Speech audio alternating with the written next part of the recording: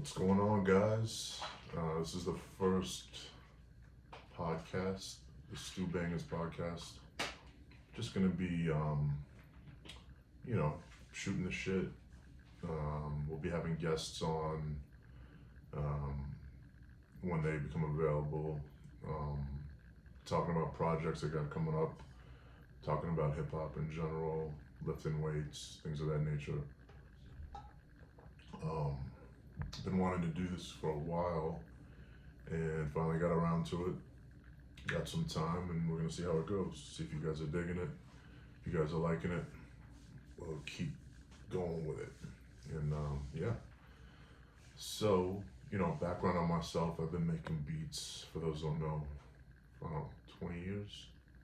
Maybe, I'm getting old, man. It might be like 2007.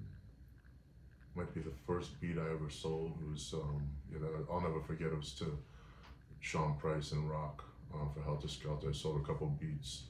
I co-produced one of the beats with Jay Skrilla from Guns and Butter, and then I produced the other one, Rock and Roll, by myself, and they shot a video for. So I marked that as like when I first started officially making beats. I had been making beats for years before that, but this is the first time anyone bought a beat off me and used it. So been around for a long time. I've worked with a lot of indie hip hop artists, underground hip hop artists.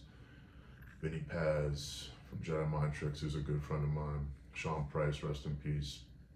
Still working with his wife Bernadette. We're working on some stuff for her project, among other things. Oh man, Apathy, Self-Titled, everyone from AOTP, Capadonna and I did an album together. Paz has gotten Method Man, Mobb Deep on my beats, or did an album with Ill Bill. The list goes on and on. I don't need to say everybody that I've worked with. Bobo from Cypress Hill and I did an album together. Chino XL, rest in peace.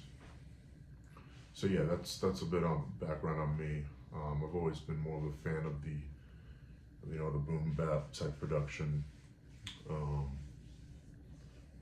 Dabble in the trap stuff here and there, just to try to like branch out a bit.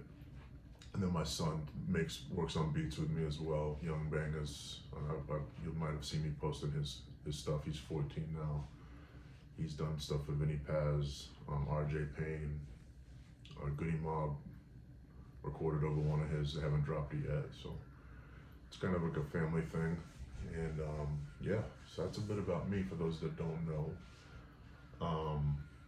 This podcast, like I said, is going to be just talking about hip hop in general, what I got going on. We'll be having guests on, rappers that I work with, other friends of mine in the hip hop realm. And I'll try to do episodes, I don't know, we'll see, like maybe bi-weekly, once a week. We'll see how it goes, how it turns out. Just wanted to do this one introductory to get started on it, and just to let you guys know what's coming. One thing I'll be doing is if you guys leave questions you want answered in the comments, I'll be happy to answer them. So anybody that got any questions for me, I'll touch on them on the next episode. If you want to leave those in the comment section of the video, try not to be too graphic in nature. I'm just kidding. I really don't care, man. You can say whatever you want. I mean, those who know me know I'll go back and forth with people, good or bad. I like to engage with the people that are watching what I'm doing. If you got any questions you want me to touch on in the next episode, just leave them in the comments for me. I gotta plug the website. It's brutalmusic.org. We got all the projects that we drop on there. The most recent one we dropped was with my boy Afro. The vinyls just came in last week. Pretty happy with how this album turned out. It's called The Bad and the Ugly. The good always dies first. We still got CDs and vinyl available at my site. I did all the beats and then Afro did all the rapping, of course. Little D from Brooklyn featured on one of the tracks, and then Afro's boy Horror City, who was actually on a Prince Paul album, Prince of Thieves, way back in the day, which I love that album, by the way. Horror City, shout out to Horror City, and then Motion Plus, they featured on another track. All the cuts on the album are by Afro, all the beats by myself. So yeah, we got that on CD too. Got that right here.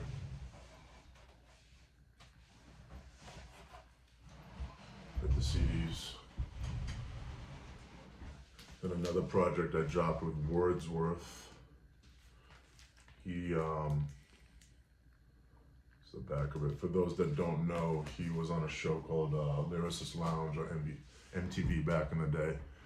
Quite a lyricist, quite an artist. So we dropped an album. The vinyls, for those we're doing pre-orders on, they'll be in the next month or so, and ship them out as soon as I get them. Just big shout out to everyone supporting the merch. The streaming is awesome too. Everyone doing that, really appreciate it. The merch really helps out even more than the streaming for those that like the physical copy. So we appreciate that. So that's pretty much what I wanted to touch on here in this first episode. Just kind of an introductory to let you guys know what's coming, to drop any questions you got in the comments, and then just to let you know that we'll be doing this bi-weekly, once a week. Yeah, so that's about it, man. Shout out to everyone supporting, and you know, we'll go from there. I suppose one topic we could touch on that I wanted other guys' feedback on was positive or negative when it comes to like sample packs and drums and stuff like that. You know, as I said, I've been making beats for well over close to 20 years, maybe more, if you take into account when I first started. There was no sample packs when I started, no drum kits you could buy. A lot more digging involved. And then every once in a while you'd have a guy that would have like a drum sounds for sale. Kind of had to look around for those. But nothing like they got now. So I mean, there's positives and negatives to the way things have developed. I think it's made it a lot more accessible for everybody to make beats.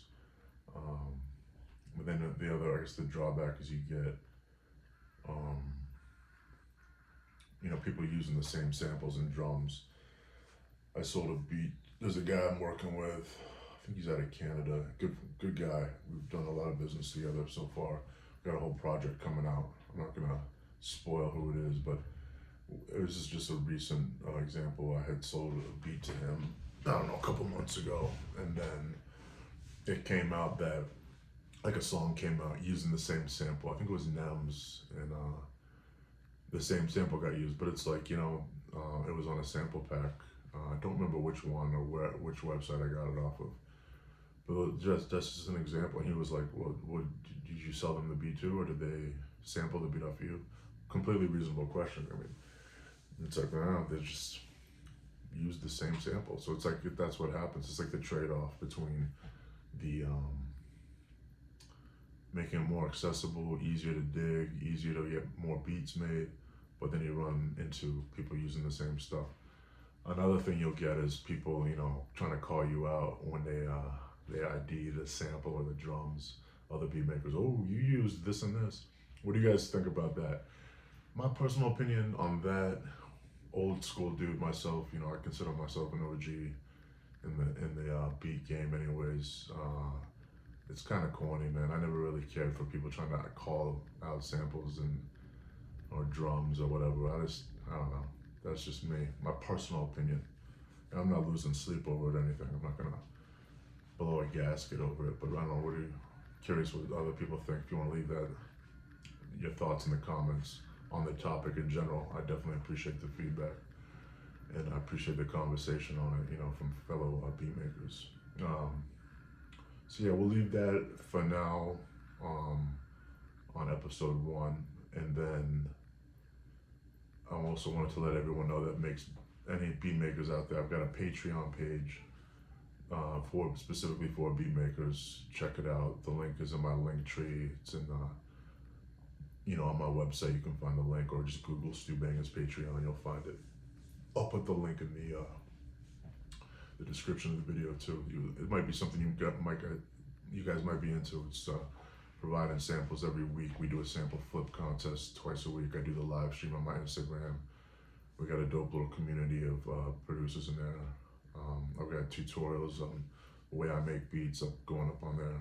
It's by no means am I the end all be all on making beats. Just kind of showing how I do things for those that are interested. I think people do learn some stuff from there. So that's my Patreon page. We got 3 different tiers. The higher up you go in the tier, the more samples you get per week, and more exclusive content. The guys on the page get to hear music before it drops, things like that. So, but yeah, that's it for episode 1 of the podcast.